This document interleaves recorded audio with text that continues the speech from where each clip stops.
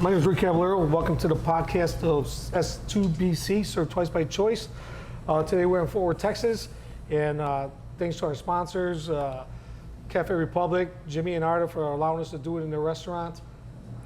We also have Blue Star and Supreme Whiskey Stones who will help sponsor this. Today our guest is Jacob Shoemate.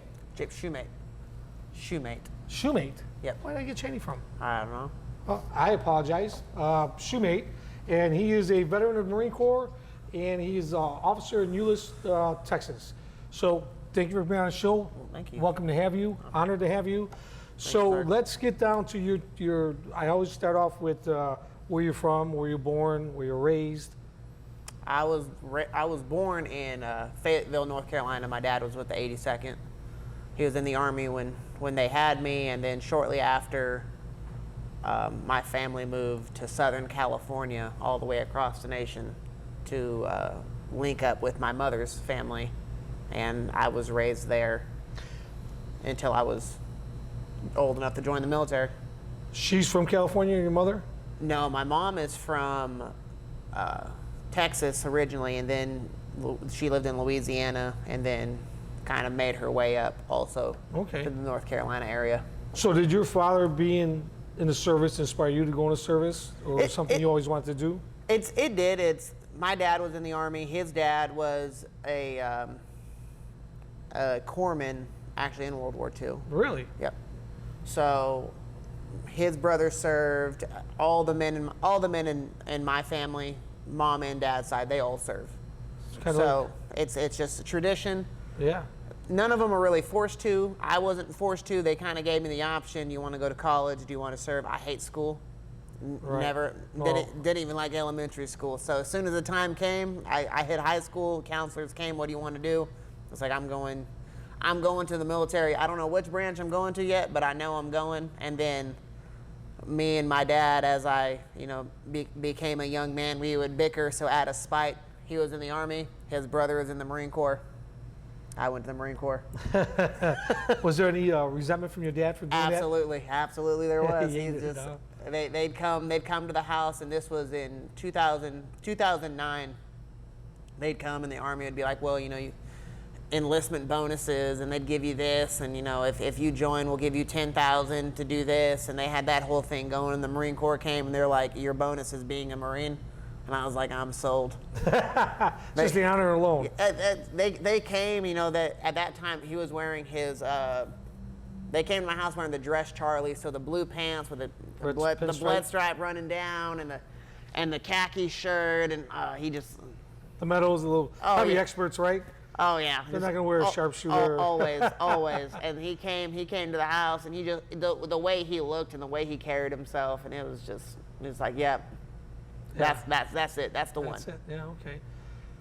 So, all right, you moved to California. You were in high school. Any sports? You do anything like that in high school? I wrestled. Did you? I wrestled all through high school, and I played football. Well, you wrestled. Not a good one, I take it. Not the best. I did good enough to get through high school. I didn't do good enough to get through college. Because I don't see the cauliflower ears. Oh no, not. I got a little bit on this side, but not. Nothing crazy, nothing like you see on any of the big time dudes. That is such a. Oh, dude. It is a gut wrenching sport. Wrestling will show you who you are. If you ever have any questions of if you can or can't do something, that sport will pull it out of you. Really? Because it is a lot. I've never wrestled. When I went in the Marine Corps in '85, there was a guy from Minnesota. He was a state champion. Big state. And he fucking had those cauliflower ears. Nicest guy in the world, but I wouldn't want to fuck with him.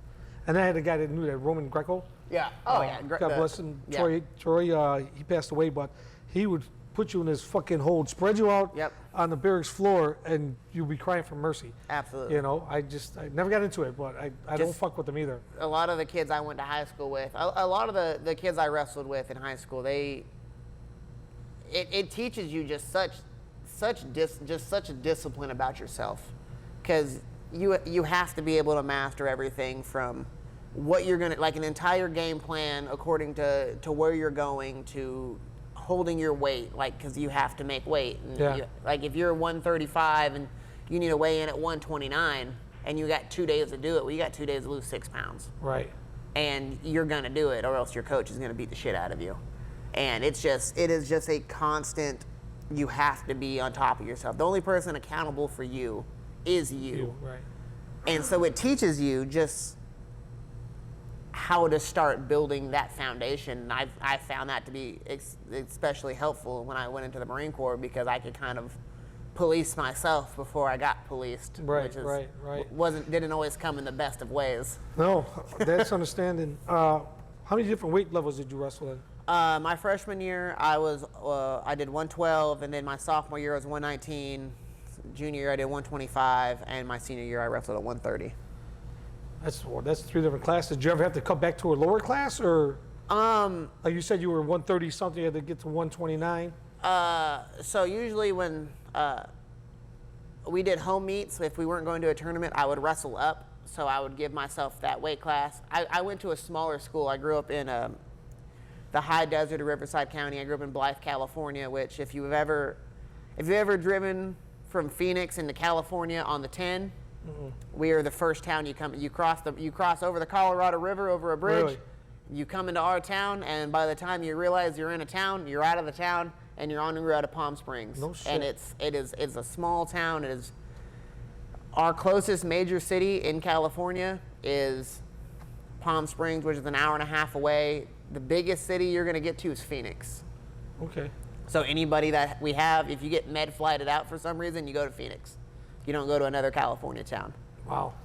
So we didn't have a lot of kids, so typically we had more smaller kids than we had bigger kids. So I would wrestle up so another kid could bump in, and then I would do that on Wednesday, and then on Friday when we went to a tournament, I'd have to be a lower weight, so I would not watch my weight, and then I would go back down.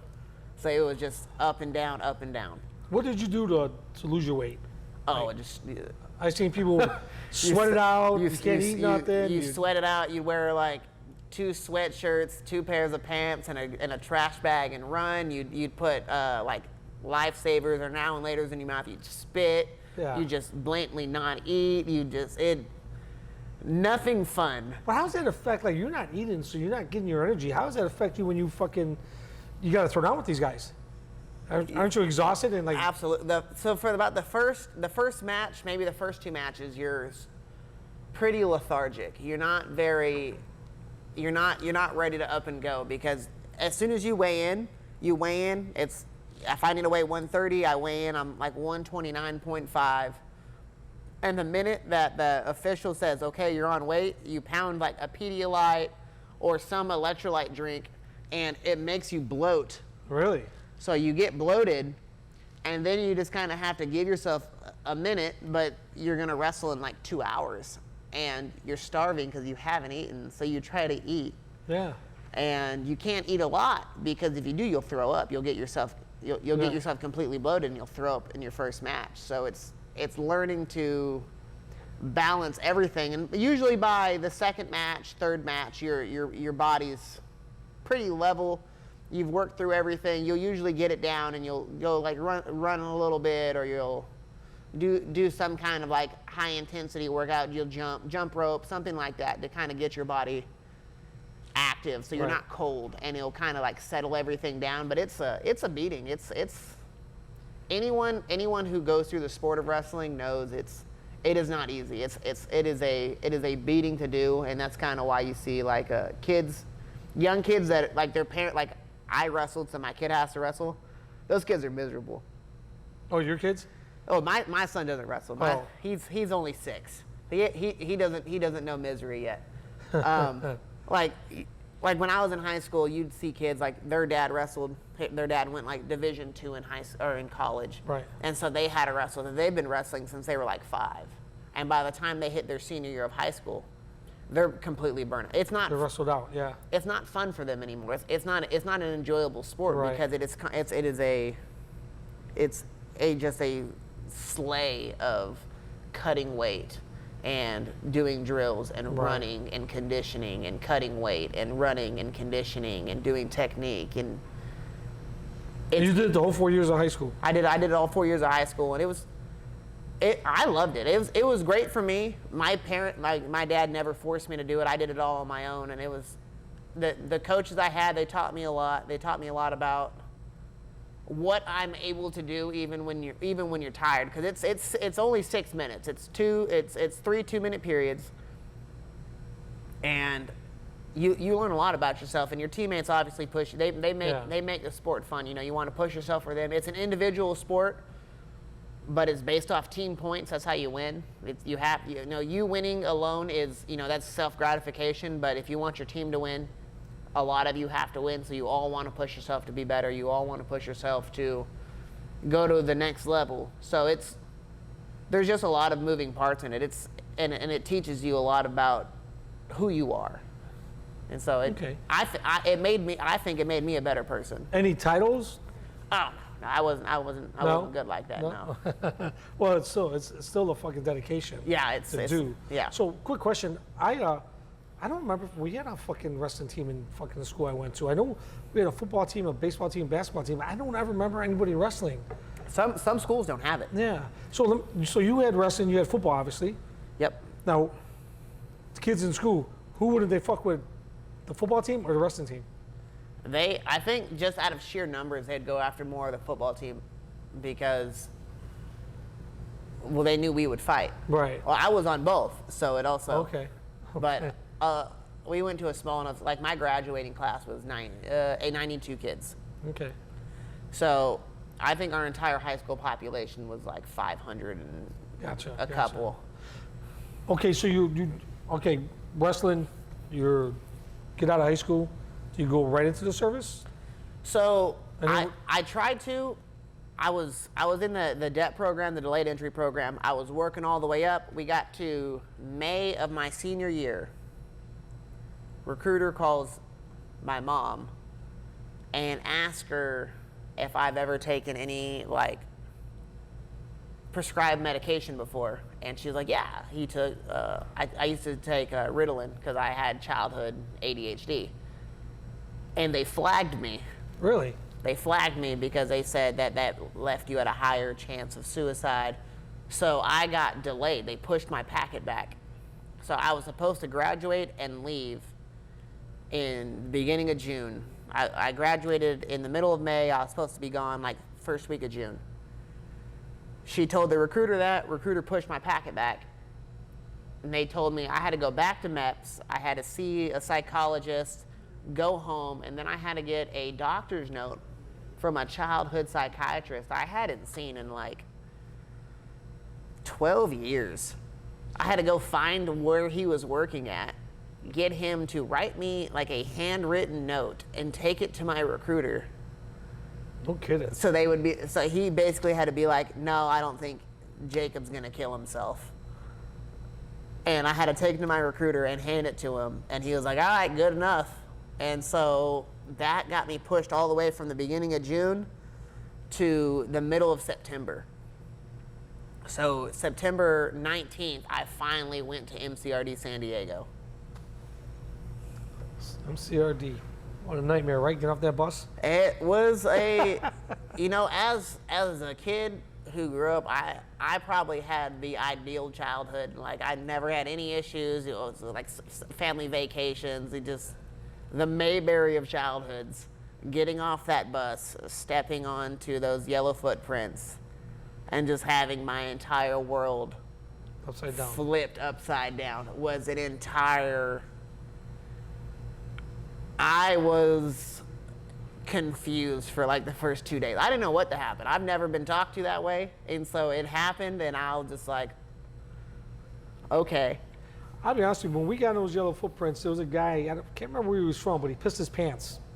Literally pissed his pants in formation, and the guys on these yellow footprints, if anyone knows what we're talking about, when you get off the bus in the Marine Corps, your first day there, they have this set of yellow prints when you got to go and stand on them, stand at attention, you got your sea bag with you, and they're yelling at you, and all of a sudden this guy pissed his pants, and his urine is running down, and people are moving out of the way, so it's not going to get on their sea bag and stuff. And it was what the fuck is going on? It's a lot. They come out, they come straight into the bus. They're yelling at you. You're running off. You're trying to everyone's trying to find a place to be. You don't know where to go. You're just trying to stand somewhere. You're disorientated. Yeah. And there's more people coming. They're sharking you. and they're just on you, yelling at you. You're getting to a single file now, running you in, taking you to those bins. You're offloading all of your stuff into the bins. God forbid you have something that they don't want you to have, that you don't know that you're not supposed to have it yet. Yeah. Right, and it's a nightmare. Yeah. And I remember not a bad experience, but when I realized what the fuck I did is one of these shaved my head. I don't have hair now, but back then I had hair. And when they took that fucker off, I was like, what the fuck did I do? You know, you've never been bald after that, after you're a baby, and you fucking lose all your hair. You're like, what the fuck? Everybody who goes through that and they first get their hair cut off, you look sick. Yeah. You look sickly, and it's not a good look. Nobody excels at that look. Especially if you have a tan and you got a fucking white head. Yeah, that white, just like pale like a light head. bulb. And it's never like, I remember it was an older Asian woman, and she was, I don't know if she was a sadist or if she just liked doing it, but she's just in there, she just run it down. Yeah. You could say, it didn't matter to her. You could be bleeding, she didn't care. You were leaving that chair bald. Bald, absolutely. Whether you had patches of slightly longer hair, like she would just, it was for speed, not for looks. Right. Boot camp, like I said earlier, we talk about anyone that sits in as a guest, we want to know your experience in the boot camp, and then you were a police officer, so we want to know that experience in the academy. Well, let's start with boot camp. What was that like for you? And what year is this now? You're in boot camp? 2010. 2010. So I go there, it's September 19th of 10 is when I arrived at the recruit depot in San Diego. And that was the initial 3 days, you know, you're in your admin little period. They haven't placed you yet of where you're going to be. And so that was wild. That was a wild experience because you're marching around, nobody knows what they're doing. You're wearing cami pants and running shoes. You look silly. Yeah. You just forget how to speak. Like, you can't form sentences to talk to someone anymore. Like, everything you've learned for the entirety of your life is gone. Like, you can't talk, you can't function, and it's mainly just because you're full of fear. And then I got placed with my with my battalion, and I remember I had Staff Sergeant Williams. Wasn't very tall, but he was like 99% muscle, just giant, just yoked, just black dude, he was a giant. Like, he wasn't a giant top to bottom, but he was as big as he was wide. Absolutely just feared this man. And he called me Sweetness, obviously, because of my voice. It's not the deepest of voices. It hasn't changed much since I was 18. I get called ma'am in a drive-through, so I get it. I understand it. Well, at least you've been up to it. You know? A lot of people won't bring that up. Yeah, if you just listened to it, you'd probably want. If you weren't watching this and you were just listening to me talk, you'd probably be confused. He heard my voice and he'd be like, "Oh, you're Sweetness," and I'm just like, I hate this. Yeah. I hate this already. And he would just thrash me. It was just, I mean, that and like the way I grew up was different. I didn't grow up like I was gonna do this. Right. And so it was just an absolute culture shock to me, just getting IT'd, or the intensive training, and getting screamed at, like being made to like having to be somewhere like tentative, like an absolute, like you had to make minute by minute schedules. It was completely new to me. And so going through that was an absolute culture shock. But by about week 8, I was just so used to it, and everything kind of got easier, which is kind of crazy to think because it's only 8 weeks. But you're used to some of that because, you know, like the running and the drilling. Yes, so, physically, it wasn't hard. Right. Like, the physical fitness part was not. But that breaks a lot of people. It does break a lot of people, and I watched it break many of people. That was not that. Everyone that goes to a place like this finds a part of it that's difficult for them. Right. The physical part was not hard for me because I wrestled and I did football, and in my senior year, our coach made us do track, and that was an absolute different level of misery. But I was doing a mile in, like 5:20, 5:30 time. Yeah. And so running and doing doing up downs and doing push-ups and doing sit-ups and doing things like that. That was not, and I'm just not a big person, so that wasn't hard for me. Getting used to the yelling and having to think fast, because I'm used to, like, you tell me to do something, I have a second, let me process this. Right. Okay, I can do this. You didn't have that. It was like, I'm going to tell you this, do it now. Right. That was the hardest thing for me. Even now, I have trouble with doing that. Like, if I'm told to do something, it's like, you need to do this right now, and it's a hot call, it's a hot scene. I have a hiccup in the way I get about it, because it's like, okay, I have to think about it. I know what I need to do, but I just have to process it in my brain. Okay, this is how I'm not gonna fuck this up, and then go and do it. It's not really a nervous reaction. Is that I just can't process information like that. Right. I just don't have it in me, and so that got me just thrashed every day. Every day I would get picked apart, and they knew they know who you are. They know what your weakness is. They'd come, they'd be like, Shoemate, go do this, and I'd stop and think, and they'd be like, nope, down. Yeah. I'm just like,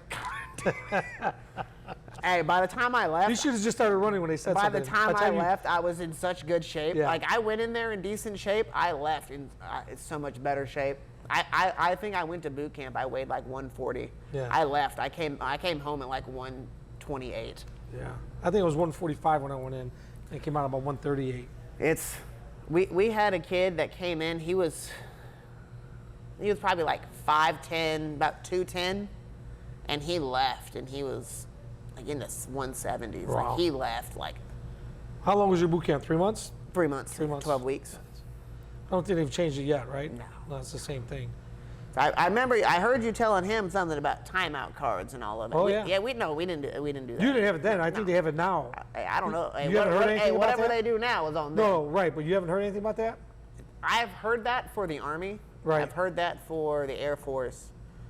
I don't know about the Navy. I heard it for the Marine Corps. That's why I was like, kind of embarrassed. Like, I don't want to bring it up, but I'm trying to get the truth. I haven't heard it. I haven't heard it, and I'm not gonna believe it until it can get verified, because, that's. No, I got you. That would hurt me. That hurt me. My little brother went in. What branch? The Marine Corps. Marine Corps also. In 14. Okay. And they weren't doing it then. And he's well out now. He's also a cop. Is he? Where at? The airport, DFW airport. Okay. So they weren't doing it to him. They didn't do it to me. They didn't do it to him, and that's a 4-year time span. So if they're doing it, they would have had to start it from late 14 to now. Yeah, I think it's like a recent thing, like last 4 years. Yeah. I'm hearing it, They better not. That's kind of crazy, Kids right? are soft now. Well, that's what I was telling another guest, Don Graves, that they don't hit them what reality is going to be when they go out, I think a lot of it because, like, when I went in, it was when I was in or coming in, not yet a Marine, about to be a Marine, we were still actively invading Afghanistan. We were still actively within a defensive position in Iraq. Korea, North Korea, the possibility of a second Korean War was still like, it was a hot thing. It was a hot enough thing for our drill instructors to at times stop what they were doing and talk to us about it and say that it is a possibility. And that, I think, gives them a job that they need to make a impression in you that's going to not get you killed. Right. No matter what your job is, because if it's a like what Don Graves was in, if it's like a world war, it really doesn't matter what your job is. You're most likely going to see war. Yeah. If it's a time like it is now, where it's, we want to downplay things, we want, not as big a military, we don't want to seem like, U.S. world police. I don't want to say that I get it, but I could see how they would make things softer, because we're trying to play it as we don't want to do war. We don't want to go back to war. The U.S. It's stays in inevitable. war. It's going to happen. War comes. War comes whether you want it or not, because somebody is going to do something to us, to They're an gonna get ally. greedy and want to take shit over, and And it is us, and it's who the U.S. is, and it's not a good or bad thing, and you could view war however you want to see it, but you have to look at it as the people who don't like war don't go to war. right. The people who believe that the country is doing something and we're helping people that are worth helping and we're doing something worth fighting for, we go to war. And the rest of you don't. And that's why Right. we're not like the Russias, we're not like the Israels. We don't have a mandatory service. Everyone that's in right now is in there voluntarily. Right. You sign your 4, your 5, your 6-year contract voluntarily. Well, let me ask you this: do you think it should be a mandatory 2-year stint? No. No. I often thought about it. It's One, it gives every. It would take away the value of what the military is. Our military is as good and as strong as it is because the people who are fighting within it believe in what they're fighting for. Yeah. And they're volunteering to go. I get that, but I'm just saying, if it was like a mandatory, like, oh, give us 2 years, and we'll train you. At least everyone's coming out with some kind of experience. Well, then what makes us different than the Russias and the Chinas of the world? Or we're not enforcing people to go to war like they are. I They're mean, not, if we're going to make it mandatory. yeah, well, I think it's just to better knowledge our people. I mean, it's. How to survive, stuff like that. Maybe a whole different class of training. I mean, yeah, but you're forcing people to do stuff, and plus, not everyone's going to be. The rich people are going to be right. rich people are going to be You're mandated right. to go. And I don't like to get into politics, so so you get out of boot camp. What's your MOS? I am an open 03 series, so I have to go to SOI, and from there it's whether I want to go 11, 31, which is the machine gunner, 41, which is the mortarman, 51, which is an assaultman. You could do, at the time they had 52s, which is the tow missile gunners. We didn't have an instructor in our course, so they didn't have that. So we were just 11, 31, 41, and 51, in which I don't even think they have 51s anymore. I don't know if they do I or think not. I think they gave it to the combat engineers is who I think they gave it to. What'd you pick?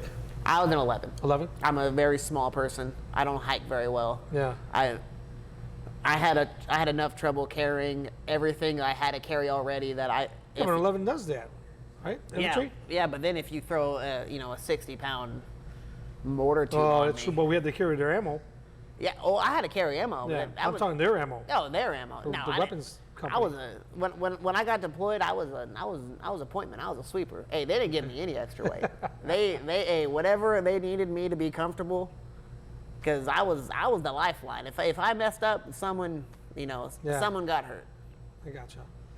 So you go through your MOS. What's your first deployment? Where do you go? Staying in Afghanistan, the South.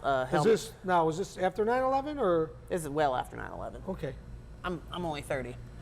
No, I'm not saying that, but I'm like, you said you were in 2010, right? 2010. Okay. So I deployed in 2011, and so I get to my unit. I get 3rd Battalion, 7th Marines, Lima Company, and we get there. And as soon as I get there, the underground rumblings, how they work. We're supposed to hit a mule. We're supposed to go on a mule. We're going to go on the 31st. Go float around, do. Now explain what a mule is, because a lot of people don't. Marine Expeditionary Unit. You get on a boat and you go float around the ocean. There's pre-destination stops. The 31st, I believe, goes to Japan and then a couple other countries and comes back through San Diego. Okay. And you get off. Then next thing I know, we have switched deployments with another company, another battalion, and we're supposed to go back to Afghanistan. And I got to this unit, so I got to 3-7 in 2010, pushed into Sangin, and it was an absolute bloodbath. It was a dogfight. There's just like what my seniors and their peer group did. It's the Marine Corps Times did an article. It's called The Battle of Sangin, and they pushed in there. They did all of that, and it was a big thing. And then 3-5 came in, Dark Horse, and they got roughed up a little bit. 1-5 pushed their deployment up. 1-5 came in and took over for 3-5. And then from I believe April of 10 is when our unit got back. By September 11, I was already back in Afghanistan, or back in Afghanistan for the first time. The peer group that was there before was already back in Afghanistan. So a little over a year instead of, these two units doing a 14-month pull through. Right. So what happens when, like, say you said 1-5-3-5, they go up, they relieve them, they go back. They don't go back to the States. Well, Or they go back and regroup, get some. So it's called a RIP. It's replacement or replace in place. So when we got there, we had 1-5 there. So I was a sweeper. I had a metal detector so we could walk and not get blown up by bombs or anything that got left around. And so I would go and I would meet with whoever we were replacing. I'd get with their sweeper and whoever they worked with, like backup sweeper, whatever they do, and I would talk to them and I would get, okay, these are the trends we're seeing. This is where we're seeing the most activity. If we see bombs being buried, this is how they look. This is kind of what they're doing to mask them. My corporal or my squad leader would go to their squad leader and kind of, okay, this is what we're seeing. Everybody would have a equal, and you'd go and you'd pick them. You'd pick them for knowledge, and then you start going on patrols, and it would kind of be like right seat, left seat. So I would be the first patrol. He would be sweeping, and I'd be right behind him. And I'm picking his brain. I'm anything I could ask of value to keep me alive. Right. I'm asking him. What are you seeing? What are you looking at? Okay, you passed that over. Why did you pass that over? What's the significance of this? Why is that less significant? And you do that for 2 weeks. And then they leave and you're on your own. And it's just you. And everything that you learned from them, everything that you learned working up, everything that you learned since you've been in that country it's now just you. Right. And so let's, before you go any further, you're sweeping. Describe what a sweeper, the tools you have, what your primary job is. Okay, so as a sweeper, I had a CMD. It was a compact metal detecting device, and it was about yay long, and had a little head that kind of like you could swivel it. You can make it like if you had to go on a roof, or if you're just going to hold it against the ground, or kind of whatever way you need to do. Took 9 D-cell batteries. It's really a heavy. What's machine. the weight, roughly? It was like 9 pounds. 9 pounds. And now you're sweeping. What's the signals you're getting? Like, is it beeping? It's beeping. It's just giving you tones. So if you're hearing nothing, then there's no metallic being detected. If you're hearing kind of like a staticky sound, there's a little bit, not a lot. It could just be some trash. And if it's just screaming at you, there is a heavy metallic under you. So it could be everything. Like if I'm looking at bare dirt, there's probably something under the bare dirt. In Afghanistan, there was a lot of trash everywhere. So a lot of the times we'd be walking through somewhere and there's candy wrappers, snack cake wrappers, chips, all kinds of trash everywhere. So a lot of the times it would just be constantly tones. Now, do you have a headset on? No. Nothing. I'm just listening to the box on Really? my arm. Really? And so I'd be carrying it side to side, gun. I'd have my gun, but it'd be off. And it'd be kind of a weird thing because I'm right-handed, but the gun would be off on my left side, out of the way because I need In your hand. It'd be in my arm. Right. But it's kind of just off over here Because you don't want to confuse it with the. I don't want to pick it up. Right. So kind of in a way my number 2 guy is you're my lifeline. If someone shoots at us, it's on you. Right. Because I am looking at the ground. I'm not looking. I'll look up if I know it's like, okay, there's a clearing coming up because you showed me the map.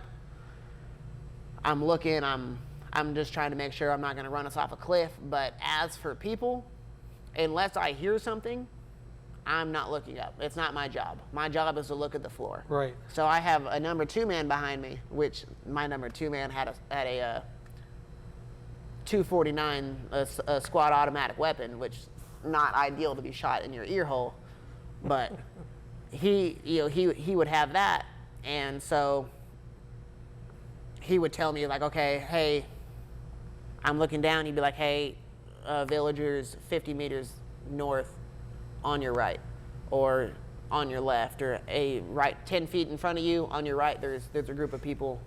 They're starting to watch, and I would know to look up, look at them, gauge like what I think is going to happen if we need to deter where we're going, or if we need to push ahead. Or now this is you're doing this through a town, yes, and you're sweeping to bring vehicles through. Is that what you're doing? no, it was Just the troops. Yeah, it was just Just us, on patrol. regular patrol, routine patrols, So how wide of a sweep do you do with that thing? Like just arm length, though, both sides? side to side.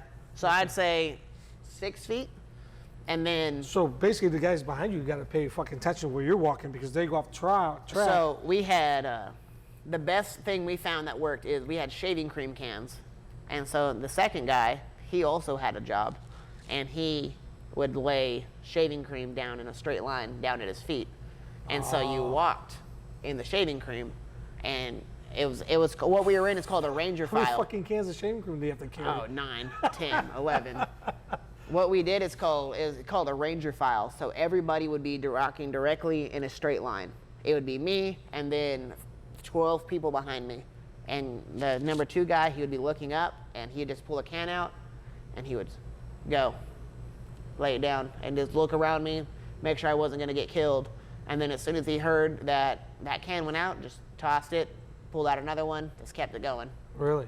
That'd be nice to know for an investment. What shaving cream company? Barbasol. Hey, if in 2010, if you were gonna I bet you their stock went up. Oh, hey, you had to invest in. That was the best one we found. Yeah, no kidding.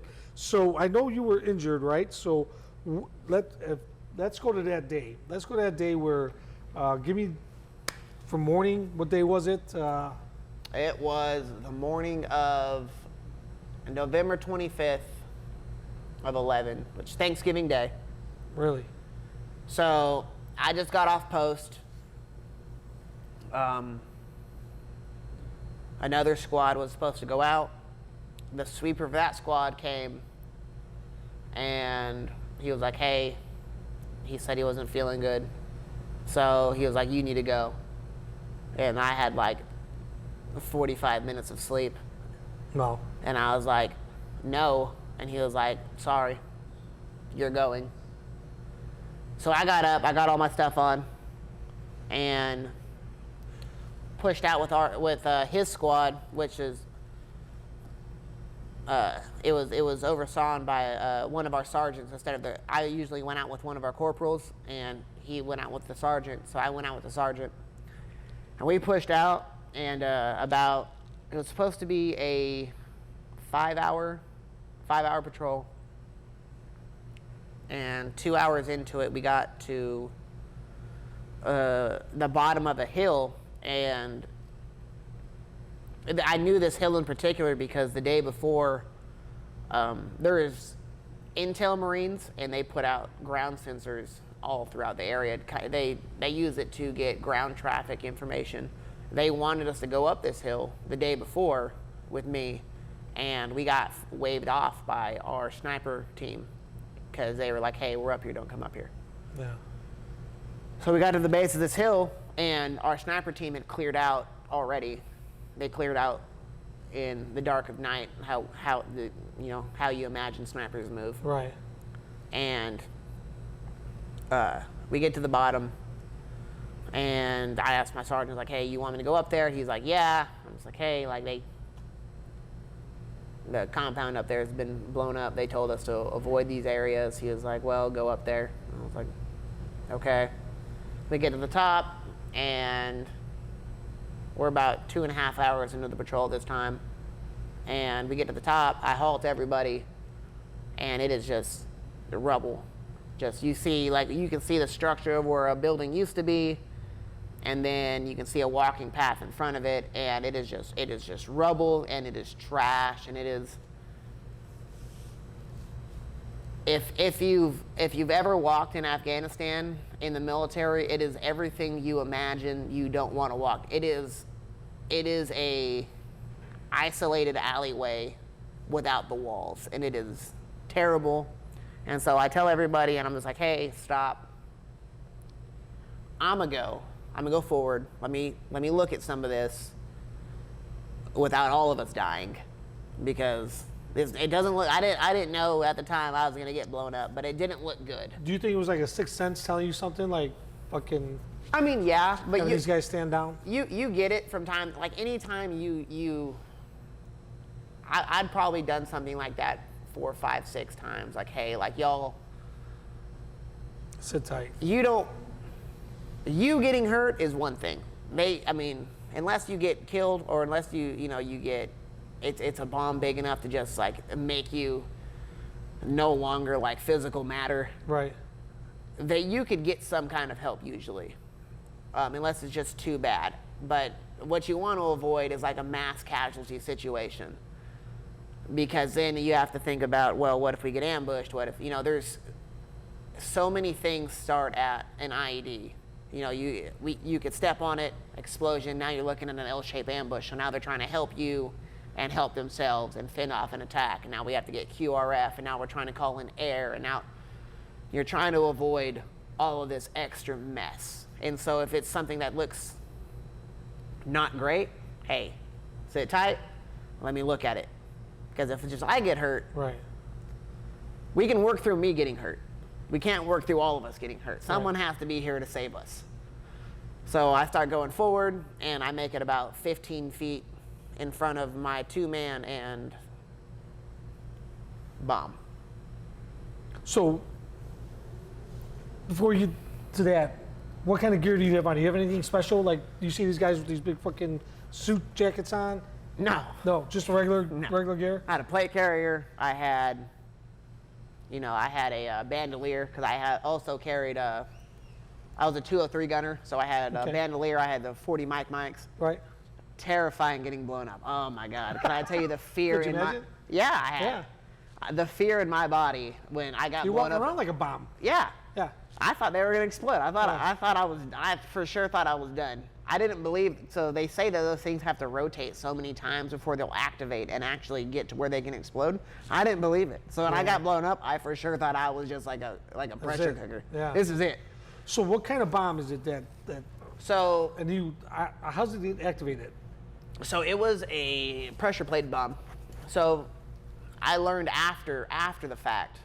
So EOD came out, they collected all the remnants of the bomb.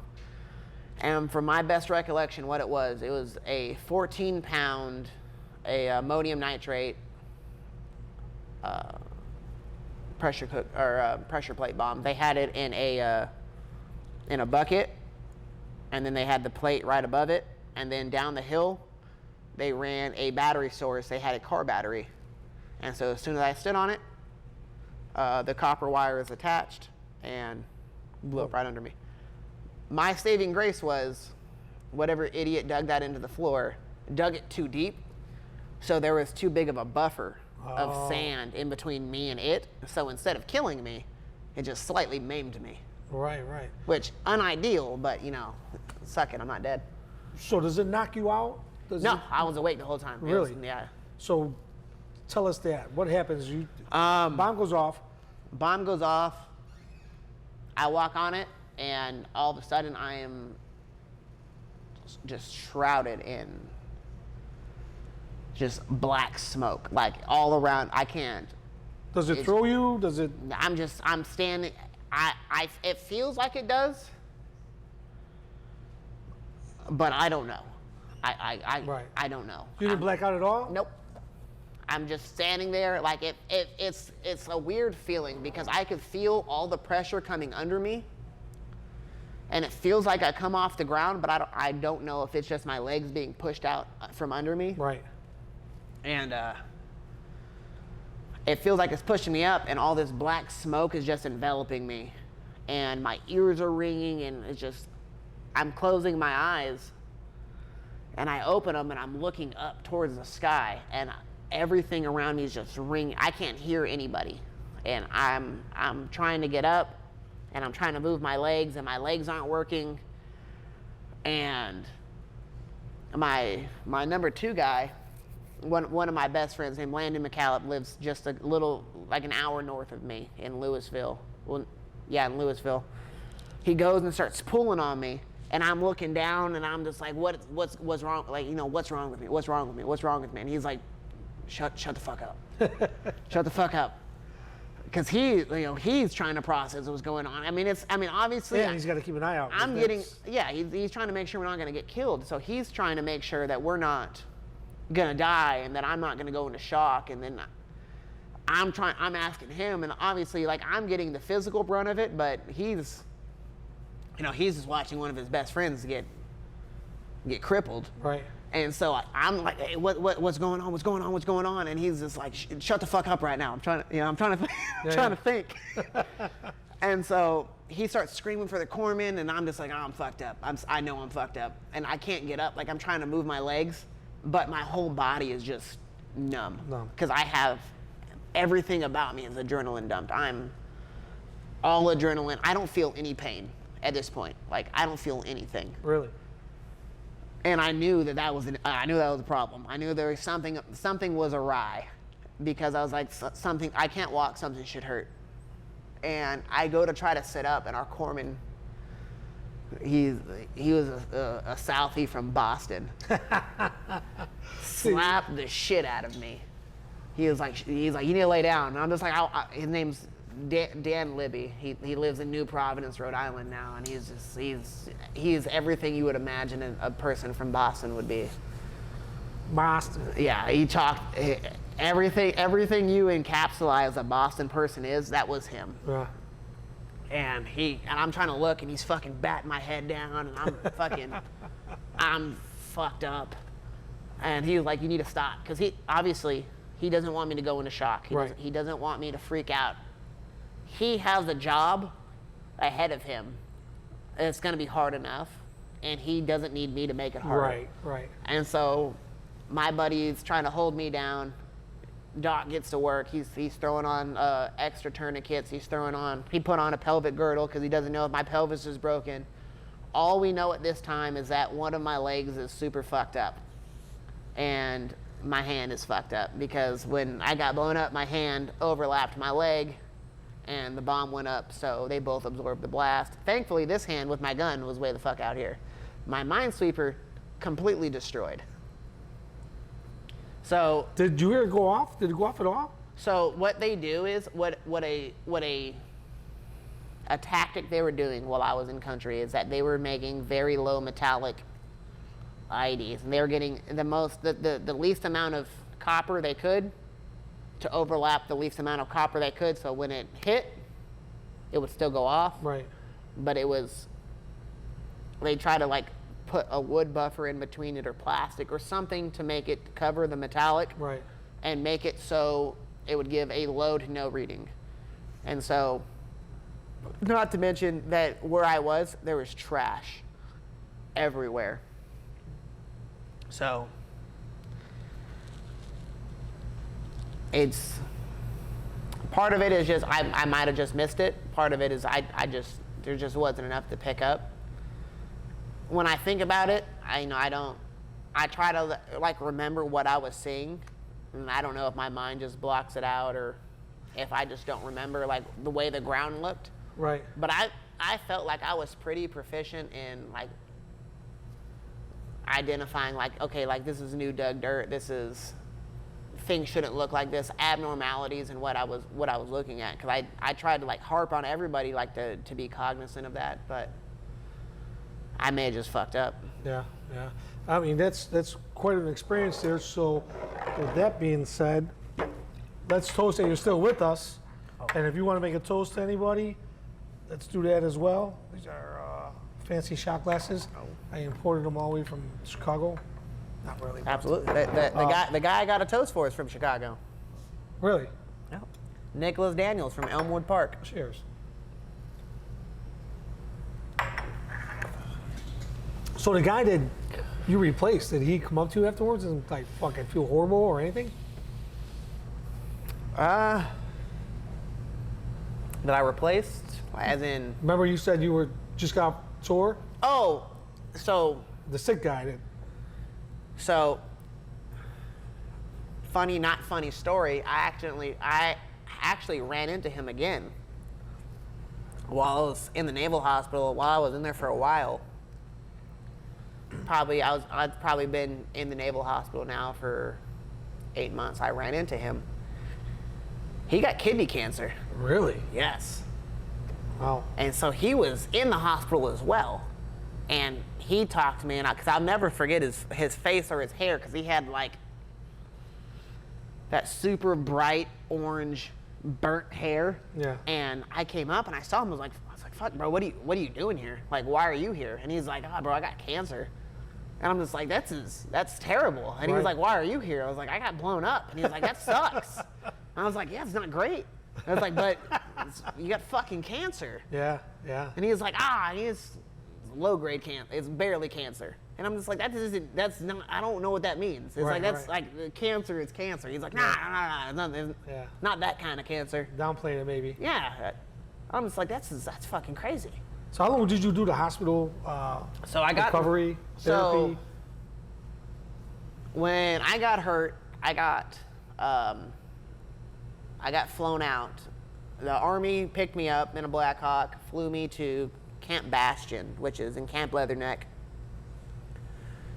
They took me in there, which funny story. When I landed in Leatherneck. Bird landed, and it's you may imagine it's exactly how it is. When the bird lands, there's an ambulance waiting for you. It's like base medical, whatever they call themselves. Like MASH, right? Yeah. And so there's an ambulance waiting there. I get into the ambulance. They gurney me in. I'm laying there. I don't know what's happening. Like I've been hit with morphine, so my heart rate's dropped. I'm trying to calm myself down. I'm trying to come to grips with what just happened. Right. And I look over and there's 2 Marines on one side, 1 Marine on this side, and then it's some British military people because we're in Bastion. Bastion's run by the Brits. And I look at the Marine and it's 2 females and a male. And I'm just like, what the fuck are you doing in my ambulance? And this girl could have been above, like, she couldn't have been older than 18. And she looked at me and she's like, well, they have to watch me because I tried to kill myself. And I'm just like, I just got blown up, and this is what I'm having to deal with. And going back to when you first joined in, Yeah, what about you? And I'm just like, this is what I'm having to deal with. It's like I just got crippled in this shit country, and I'm now having to put up with this in an ambulance. And they drove me straight to the Bastion medical camp, and those doctors were great. It was the British doctors, and then the nurses were Swedes, and it's fantastic. I mean, for a military hospital, it's fantastic. Like, I couldn't give it enough to them because they were just absolutely great. Couldn't remember a single person's name because I was on so many drugs. Yeah. But they did incredible. And if they watch this and they remember who I am, then absolute kudos to them because they got me through everything, and up until the point that when I got out, a nurse tried to calm down my mother before she talked to me because they called my mom. Mind, in the States, by the time I got out of surgery, it would have been a couple hours after midnight of Thanksgiving. So it had been like 3 a.m. that they called my parents, which you're getting a foreign number calling you. Right. You get a phone call that, hey, is this who you are? You know your son's deployed. Right. It's a nightmare. I couldn't imagine. I sympathize. You're expecting the worst, right? I sympathize with my parents. I mean, that's a step below, 2 dress blued fucking Marines showing up to your front door.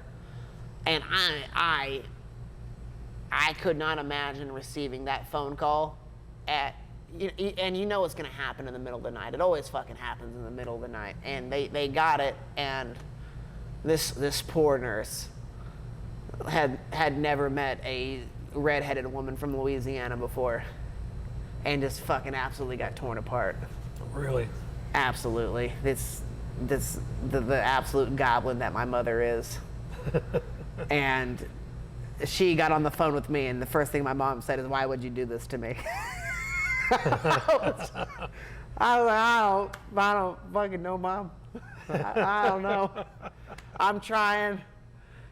And she was, I mean, I know she didn't mean bad. I don't know how you cope with that situation. Yeah. I mean, from my family, my sister, my brother, my dad, my mom, as now being a father, I don't know how I would cope with it. If I got a phone call that said my son had got hurt at war, like you saying that they're like, no, they're fine, they're out of surgery, they're stable, really isn't enough if you can't see them. Right. Like you can imagine, like, you know, your friend got, or your kid got hurt in a car accident, and you know they're stable, but you can't see them yet, and it kind of hurts. Now just imagine your kid being in a different country. How soon after that were you able to see your parents? So when I made it, so I went through Bastion to Bagram to Lomstuhl to Luke Air Force Base. Then I made it back to Balboa because I'm a West Coast Marine. And I landed in Miramar at the air base. And they brought me in some big ass, I don't know, I'm in the infantry, I don't know what planes are called. Yeah. They brought me in some big ass plane, and I landed, and ambulance picked me up, and some colonel was there to shake my hand and fucking be like, "Hey, good job." And I was like, "Sick, thanks." And he loaded me in helped me load me into this ambulance, and he drove me to Balboa Naval Medical in San Diego. And when I got there, when they opened the doors, my parents were there. That had to be like overwhelming. No? That was the single most overwhelming moment I've ever had in my entire life. Well, second. The first is probably coming up soon, but that was the second, because that was, the doors open and I see my dad and I see my mom, and it is so much, because I can see the hurt on their faces because they're worried about me. Sure. But coming from my standpoint, you know, you get hurt, you don't, and it could just be the Marine thing, and or it could just be pride. But I felt more of like the letdown sense of like I didn't do what, like, you leave on a 7-month deployment. You're supposed to be there. You're supposed to do your tour and come home and then do it again, and you don't get to do it all. So you come home and then you see your fucking father, and so you have that sense of shame. And so I had that. He was just worried about me. My mom was worried about me. My brother at the time was 14, and so he's just trying to fucking comprehend what's happening. Yeah. And my sister is she's too much. And so she's just absolutely extra. Yeah. Now, real quick, because we have to move on a little bit. Your brother goes in after you. He does go in after How was me. your family or your mom about that? After seeing what happened to you? So they did not want him to take the same job. They wanted him to do something kind of more career-oriented. Okay. I told him, That's understandable. I was trying to get him to go to college first and take an officer route. Like, Right, hey, like, right. fuck the enlisted. I gotcha. So, question for you. You're a veteran. You're a wounded veteran. You come back. Obviously, a Purple Heart recipient. You're out of the Marine Corps. They fucking pull out of Afghanistan the way they did it. How does that make you feel? I will say, so from where I got hurt at in Sangin, they pulled out of Sangin in 14. And that hurt because that made it feel like all of my friends who died, and Even what you went through. even what I went through, it made it feel like it was all for now. I get it that at some point we can't be there forever. Right. I felt like there was a better way to go about it. Do I know the better way to go about it? No. Right. I just feel like there could have been a better way to go about it. I don't like the rushed withdrawal The way we he did. did it, yeah.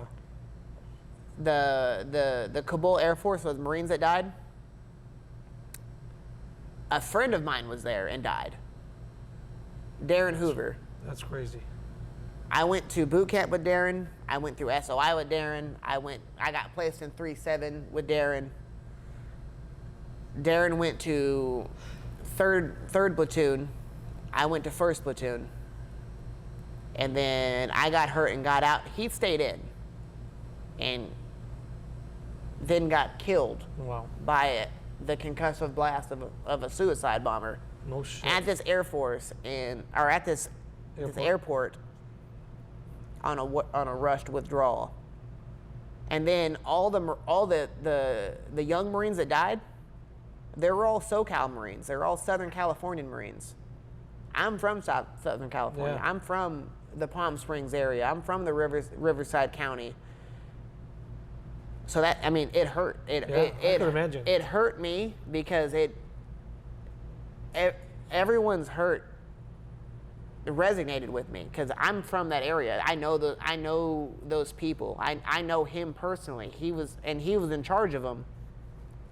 So it was a lot. It was a lot to me. I felt like there could have been a better way to go through it. Putting time frame, I get it.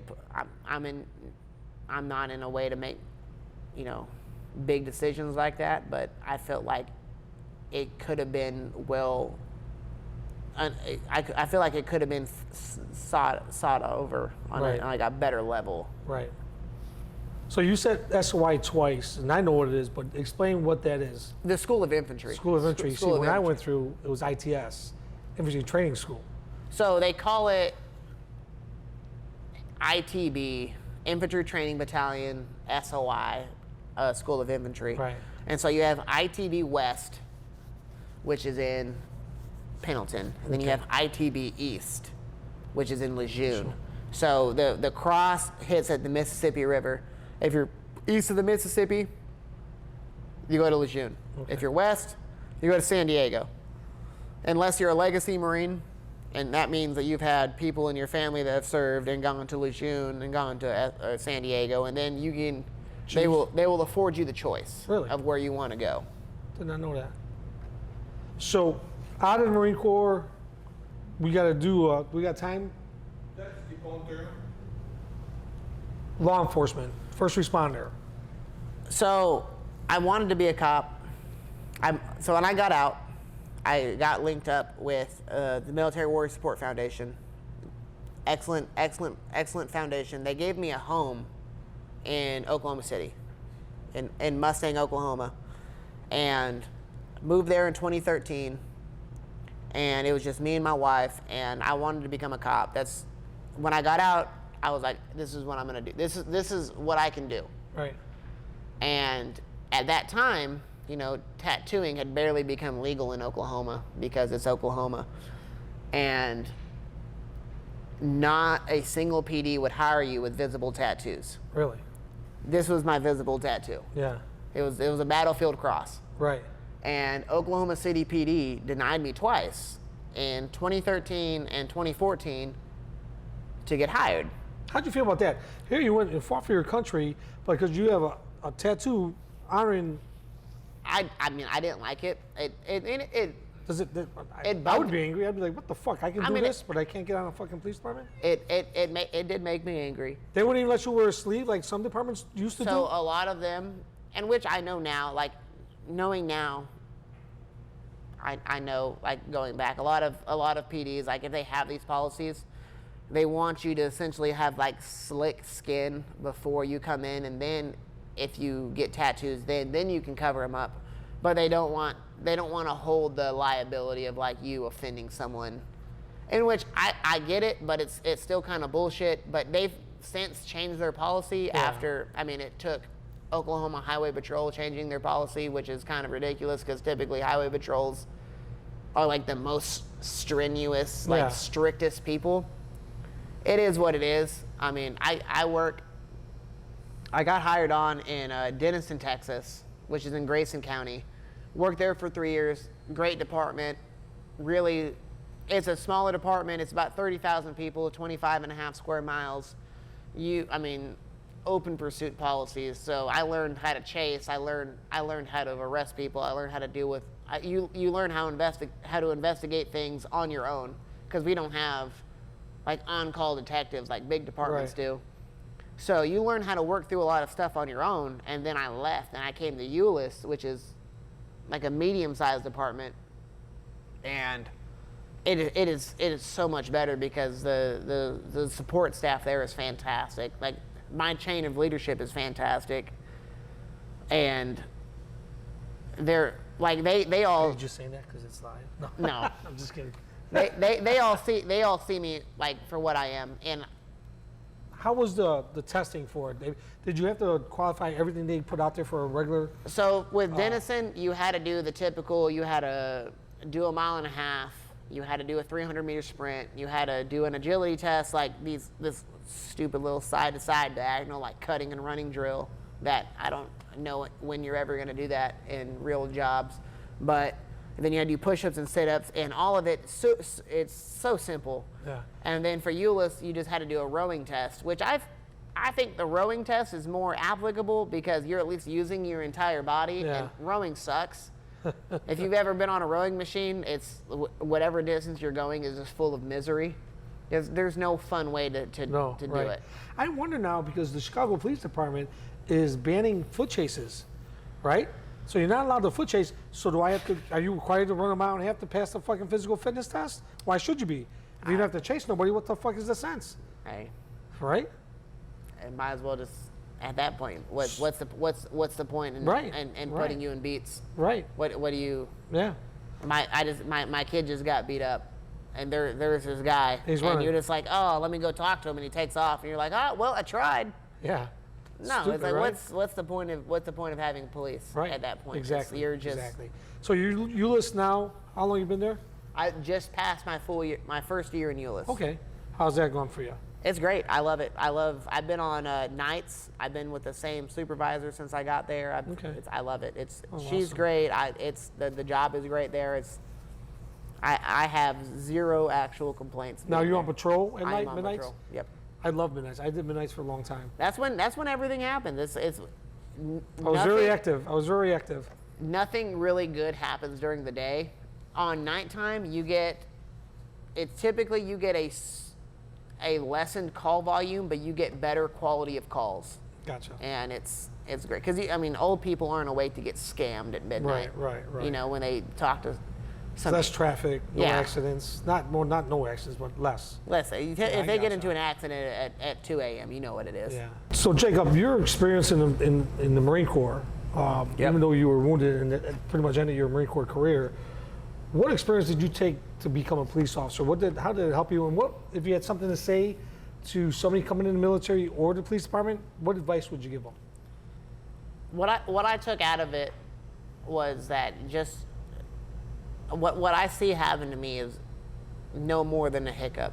It's a small step back, and though it seems big to a lot of people, it's not to the greater majority. There's always someone that's going to be worse off than you, whether it's something like me, I'm missing the bottom half of a leg, or you're missing from the hip down. Like, I have a buddy that works in Houston that has, he's from above the knee down, and he's still a cop.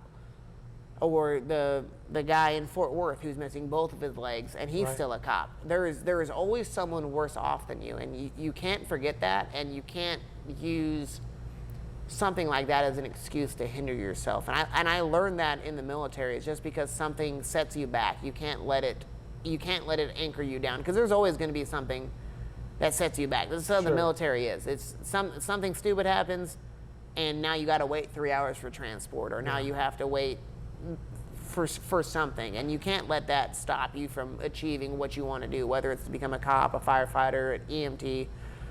And that carried over into what I do pretty significantly, because in this job, as you know, there's the setbacks don't stop coming. Right. Whether it's you don't get the bid you want, you don't get the beat you want, you don't get something that you were like, your day off, you were planning. Yeah, the days off that you wanted. There's Right. always going to be something that comes up for every year of your entire career, there's going to be something, and you can't let that just stop you from enjoying the job. So what? You didn't get the beat you wanted. Make the best of what you have, and you know what? Next rotation, people move. Someone doesn't want to be on nights anymore. Inevitably someone's going to have a kid, because you know how cops like to have kids with nurses, and they'll find they'll go on to a day shift because they think that days are better for children, and they'll go down there and you'll move around. Right. So you can't let setbacks keep you from excelling yourself. Everything that happened to you in the Marine Corps, would you do it again? Absolutely. 100%. Awesome. I've had a pleasure talking to you. Thank you so much. You were a great host or guest. Appreciate it. Thank you. You made my job easy. You did a lot of talking. It was awesome. I'm good at it.